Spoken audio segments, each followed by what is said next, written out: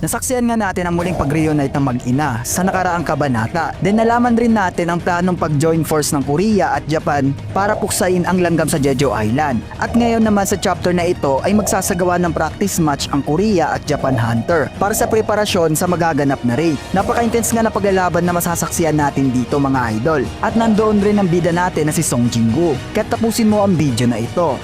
Hi di Senpai Koy, kung bago ka nga lang dito, please follow and subscribe na. By the way, mas maaga po ako nag-upload sa YouTube, kaya doon po kayo manood. Bali pag-uusapan nga natin dito ang chapter 90 up to 92 ng Solo Leveling or ang episode 9 part 2. So ano pang hinihintay natin? Let's go! Son Jin, EQ da.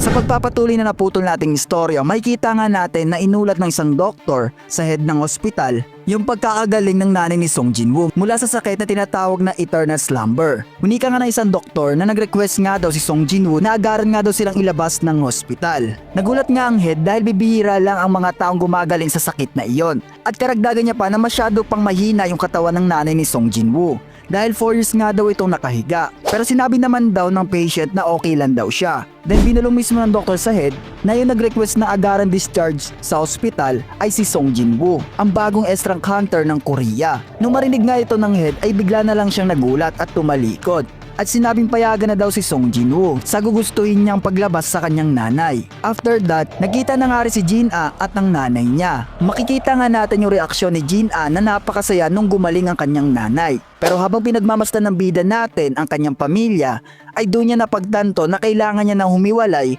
or magpakalayo-layo sa kanila. Sa kadahilan na nagpopose si Song Jin-woo ng immense magical power na delikado para sa mga normal na tao lang. Then karagdagan pa na for sure na naisip rin ng bida natin ay involved na siya sa mga delikadong misyon na pwedeng madamay ang kanyang pamilya. Lumabas nga si Song Jin-woo sa hospital, then chinek niya ang kanyang cellphone at doon nakita niya ang isang balita na meron daw sila na picture na dragon. At doon napagtanto ni Song Jin-woo na silang dalawa yun ni Kaisel. Habang nagbabasa nga yung bida natin ay bigla na lang may tumawag sa kanya. At ito ang chairman ng Hunter Association.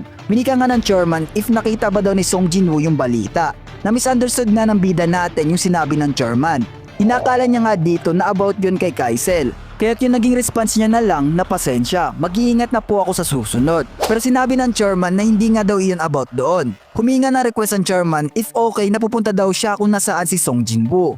Pero sinabi na lang ng bida natin na siya na lang mismo ang pupunta sa Hunter Association building. Inilathala nga ng chairman yung binabalak nilang pag-raid sa Jeju Island. Bukod pa dyan ay kailangan nila na magagaling na hunter. Kaya tumingin siya ng pahintulot sa bida natin na kung pwede ay sumali siya sa magaganap na raid. Pero habang nag-uusap ang dalawa ay merong anong bagay na nasense si Song Jin-woo. Nagsalita naman ang chairman na wala nga daw iyon. Meron lang daw na nagaganap na practice match or warm up sa mga S-rank hunter. Karagdagan pa sinabi ng chairman na 4 days na lang ay mag-uumpisa na ang raid. At ang Japan ay kasama dito na pinamumunuan ni Goto Ryuji. As you can see nga sa panel na ito mga kaibigan ay nagkaroon ng pagdiduelo sila Baekhyunho at si Master Ma. Si Master Ma nga ay isang S-rank hunter ng Korea.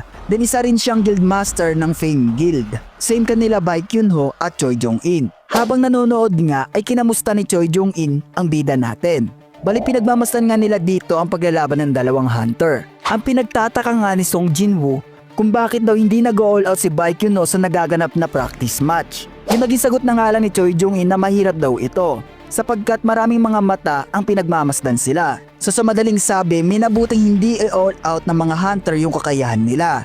Like Baekhyunho na merong transformation beast. Knowing may ibang bansa na mga hunter ang nakakapanood sa paglalaban. At ito ay ang Japan S-rank hunters. Meron nga 10 S-rank hunter ang Japan at ito ay sila Izawa, Ishida, Tanaka, Hoshino, Kumamoto, Tawata, Fushijima, Ke, Shimizu at ang last ang nagmimistulang head nila at ang pinagmamalaki ng Japan na si Goto Ryuji. Napansin nga ni Goto Ryuji si Song Jin-woo. Ayon pa sa kanya na hindi daw mabilis ma-identify ang presence nito. Kaya't akala niya na isa itong assassin type hunter. Pero sinabi naman ng translator nila na isang mage type hunter si Song Jin-woo. Bali ayon ito sa ulat ng Korean Hunter Association. Napansin nga ng ibang mga hunter si Song Jin-woo. Then naging curious rin ang ibang Japanese hunter sa kadahilan ng isa daw si Song Jin-woo sa pang-10 S-rank hunter ng Korea at ang bagong hunter. Sa pagpapatuloy ng practice match ni Baekhyunho at Master Ma, na-disappoint nga ang Japan sa kakayahan ng Korean Hunter. Ayon pa sa translator na wala daw binatbat ang mga Korean Hunter sa kanila in terms of fighting, sapagkat nasaksihan na nila ang strength ni Goto Ryuji na malailang beses na itong nakapag-clear ng dungeon dahil sa lakas niya. Pero base sa pagsubaybay nila ay meron daw isang hunter ang Korea na nagbubukod tangi at ito ay si Hunter Cha. Narinig nga ng ibang hunter ng Korea ang sinabi ng translator. Kaya't umalma sila sa kabastusan na sinabi ng translator sa kanila. At doon nga ay nagkaroon ng matinding diskusyon ang translator at ang isang hunter ng Korea. Nagpakilala nga ang hunter na nakaaway ng translator na siya nga daw si Park Jong-so, isang A-rank hunter at ang guildmaster ng Knights. Hinamon nga ni Hunter Park ang translator sa isang match-up. Pumayag naman ang translator sa alok at nagpakilala na siya si Hanikawa, isang A-rank hunter ng Japan, at nagkatrabaho bilang translator. Inilathala nga ni Hunter Park ang rules ng kanilang paglalaban. Kung sino nga daw ang unang makahawak sa wrist or sa pulso ng kamay at matumba sa match-up ay siya ang hihirangin bilang panalo. At doon nag-umpisa na ang paglalaban ng dalawa. Naging kalmado nga lang si Hunter Park at nilagay ang kanyang dalawang kamay sa kanyang bulsa. Isa rin itong paraan para hindi agarang mahawakan ang kamay niya. Napansin nga ni Hanikawa na masyadong confident ang katunggali niya. Kahit siya na mismo ang unang umatake at tumakbo ng mabilis. Kahit nga napakabilis ni Hanikawa in terms of hand-to-hand combat, ay mabilis lang ito naiiwasan ni Hunter Park na walang kahirap-hirap. Medyo napikon na nga si Hanikawa sa pagpapakita ni Hunter Park ng bluff sa pagdeduelo nila. Kaya't nung umatake siya ay biglang sinipa ni Hunter Park ang kaliwang kamay nito papalayo. Ay pa kay Hunter Park na hindi nga daw ito isang uri ng atake, sapagkat isa lang daw itong pagtulak. Kahit nga maangas yung sinabi ni Hunter Park ay binara lang siya ni Hanikawa at sinabing hindi niya naintindihan ang dialect nito. At karagdagan pa na hindi daw cool yung pose ni Hunter Park. Marahil nakikita yung punit na pantalon niya. Hindi na nga pinakawalan ni Hanikawa ang pagkakataon habang hindi nagpo-focus si Hunter Park at nagaran itong umatake. Pero sa hindi inaasahan ay nahawakan agad ni Hunter Park ang kamay ni Hanikawa. At nagsalita pa nga ito na masyado daw mabagal si Hanikawa. At doon na-realize ni Hanikawa na isang tank type hunter si Hunter Park sa kadahilanan kung paano ito humawak sa kamay niya na merong ini-exert na napakalakas na puwersa. At doon ay nanalo si Hunter Park. Nung pinapanood nga ni Goto Ryuji ang pakipaglaban ng translator niya, ay nagkaroon siya ng ideya na what if gayahin nila yon between S-rank hunter ng bansa. Pumayag na si Baekhyunho sa sinabi ni Goto Ryuji, pero kinakailangan nga daw nilang magdagdag pa ng another rule sa paglalaban na iyon. Instead na 1v1 ang paglalaban ay gawin na lang daw nilang per team, which is magiging competition ang dating. At doon kung sino nga daw ang unang ma-knockout or makahawak sa likuran nila ay maaalis sa competition na iyon. Pumayag na si Goto Ryuji sa alok ni Baekhyunho dahil napaka-unfair nga daw sa iba ang paghawak sa wrist dahil ang mga assassin ang magbibinipisyo dito. At doon ay nagbuo sila ng team, Korea versus Japan. Magiging 4 versus 4 ang paglalaban.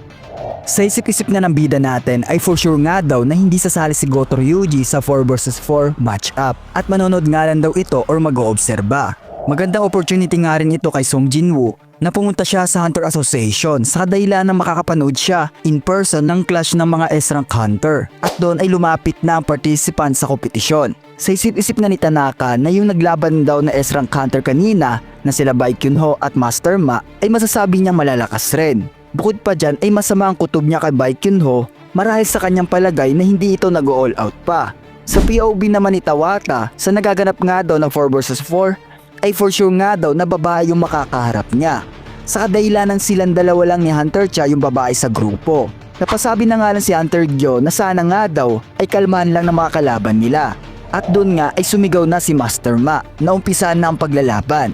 Natuwa naman si Tanaka nung malaman na gigantification yung kapangyarihan ni Master Ma. Kumbaga may similarity sila ni Master Ma na gumagamit ng pure strength sa paglalaban. Kaya napili niya agad si Master Ma bilang magiging kadwelo niya. Sasabayan nga nilang atake ay nagbanggaan nga ang kanilang mga kamao. Dahil nga pure strength ito ay halos mawasak na yung damit ni Master Ma. Sa kabilang dako naman ay napansin ni Hunter Gyo na papalapit na sa kanya si Hoshino na may mabilis na paggalaw. Magiging disadvantage nga ito para kay Hunter Gyo marahil isa siyang low range combatant.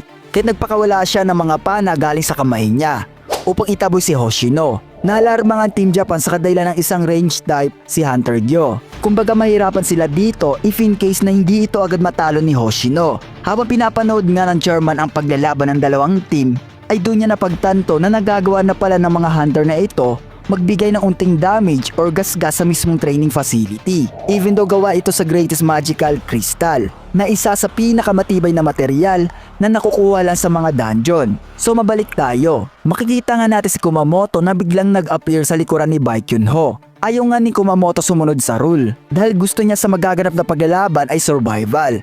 Sa pag-atake niya nga ay napansin siya ni Baekhyunho. Kaya't agarang umiwas si Kumamoto. Nagtaka naman si Baekhyunho marahil na feel niya yung bloodlust ni Kumamoto. Kaya't ang pinagtataka niya kung bakit ito umiwas pa. Akala niya pa nga dito if natakot ba daw si Kumamoto sa kanya. Pero napansin ni Baekhyunho na tinitest daw sila ni Goto Ryuji gamit si Kumamoto. At doon nga ay nagseryoso na si Baekhyunho.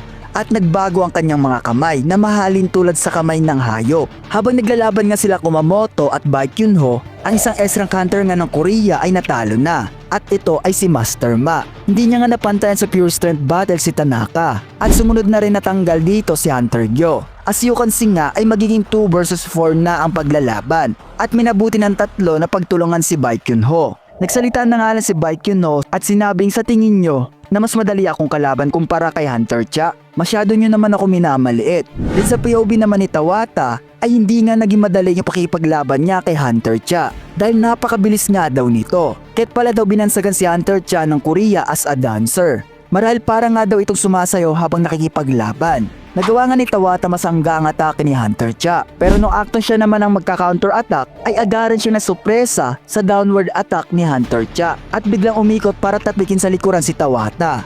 So meaning to say na out na si Tawata. Nagmadali nga si Hunter Cha upang tulungan si Baekhyunho sa nagaganap na 3 versus 1.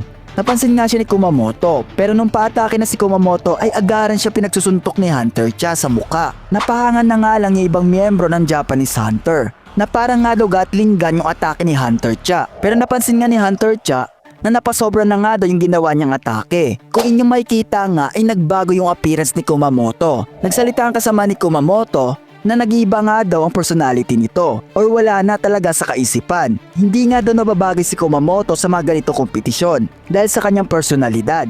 Isa nga rin daw si Kumamoto na hunter na kaya mag-clear mag-isa sa isang B-rank gate. At dahil sa pagsama niya rin sa mga A-rank gates ay doon niya rin nakamit ang pagkakaroon ng awakening. Habang nanonood nga si Goto Ryuji, kung in case nga daw na makatanggap ng serious injury ang participant ng Korea ay ipapahinto niya na agad ang paglalaban. Ginawa niya nga daw ito para matest ang kakayahan ng Korea. Kung niyo mapapansin nga ay nagwala na si Kumamoto at hinabol si Hunter Cha. Dahil nga mabilis si Hunter Cha at isa ito sa mga specialty niya ay mabilis niya rin naiiwasan yung upcoming attack ni Kumamoto. Pero napansin niya rin na unting-unting bumibilis na rin si Kumamoto. Pero ito na, nag-interfere nga si Song Jinwoo at pinigilan si Kumamoto sa pagwawala nito. Nung napansin niya nga na hindi pa rin tumitigil si Kumamoto, ay hinawakan niya ang kamay nito at nilagay sa likuran at tinulak sa mismong side ng training facility. Nagtaka nga si Goto Ryuji sa kanyang nakita at tinanong sa kanyang translator kung ganyan ba daw ang galaw ng isang mage type hunter. Nag-response naman ng translator na oo, ay yung nakalap kong impormasyon sa kanya. Nagsalita nga si Song Jinwoo kay Hunter Cha at sinabi i-consider na nga lang daw ang paglalaban na ang Team Korea ang natalo. Even nga rin daw si Baekhyunho ay inadmit na nagawa siya matalo ni Tanaka. Then lumapit nga ang translator ni Goto Ryuji at sinabi may gustong ibigay na mensahe si Goto sa ating bida. At ito ay yayain sa isang 1v1 battle si Song Jinwoo. At doon magwawakas ang chapter 90 up to 92 ng solo leveling. Napaka-intense nga ito mga kaibigan knowing na masasaksihan natin ang paghaharap ng dalawang malalakas na hunter ng kanya-kanya nilang bansa, Song Jinwoo laban kay Goto Ryuji. Kaya stay put lang sa susunod nating i-upload. If you like this video, please follow me or subscribe on my YouTube channel. So ayun lang, this is Senpai Koy, see you in next video.